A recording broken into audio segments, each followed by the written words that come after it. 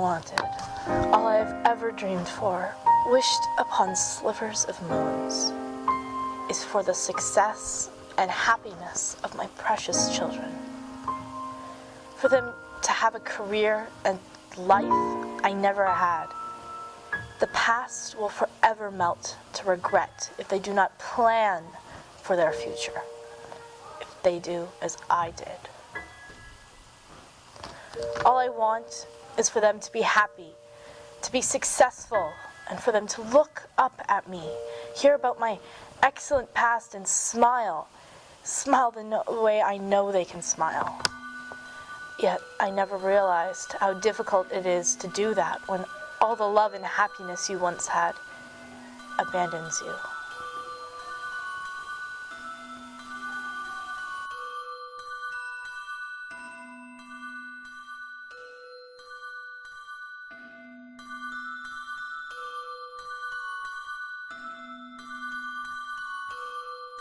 I truly haven't laughed in years. I don't sleep, whether I'm nervous or worried, and just sad. I haven't felt joy in a lifetime. I've become an old and bitter maid trapped under the shattering lines of a fake smile. I am a lie, a magician creating an illusion. All I ever wanted was for my children to be successful in life, and to do that, I must make it seem like mine was so. I make myself giddy with joy and energy, throw a giggle and a laugh, go on about the past to give them an example of the life I missed. I don't know what to say anymore, what stories my voice tells without the knowledge of my mind. I try to fill the empty space, the silence, to bring them the joy and happiness. But somehow I know no one is happy here. Which is why I'm worried for Tom.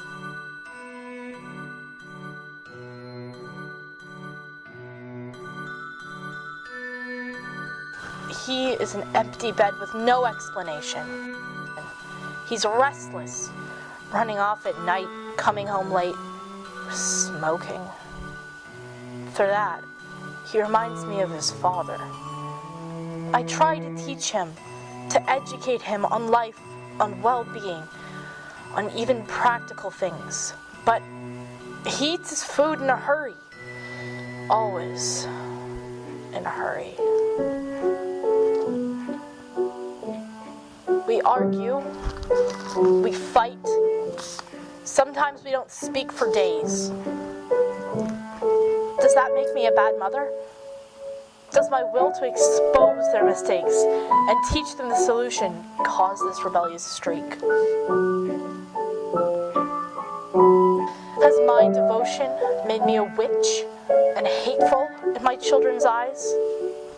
Have I tried so desperately to hide my sorrow, and have I succeeded so much so that now I'm seen as a fierce monster searching for a fight? But I cannot have Tom leave Laura. I cannot. If I still cannot cope with his father doing so, how can a rose as delicate as her?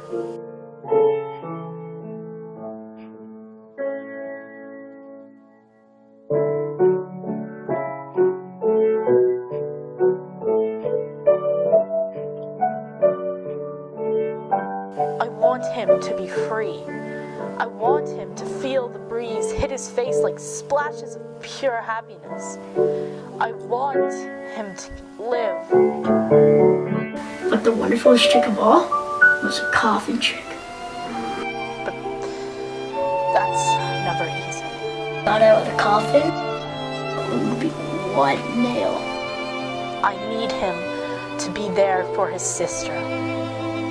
If only he could understand. If only he knew the grief that has weighed down on my soul since the day his father left. be understood. And if only he knew how proud I am of him, how much I love him, how grateful I am for every day he is with us, and for how hard he works to help us. And if only Laura knew how perfect she is, how incredibly beautiful she has become.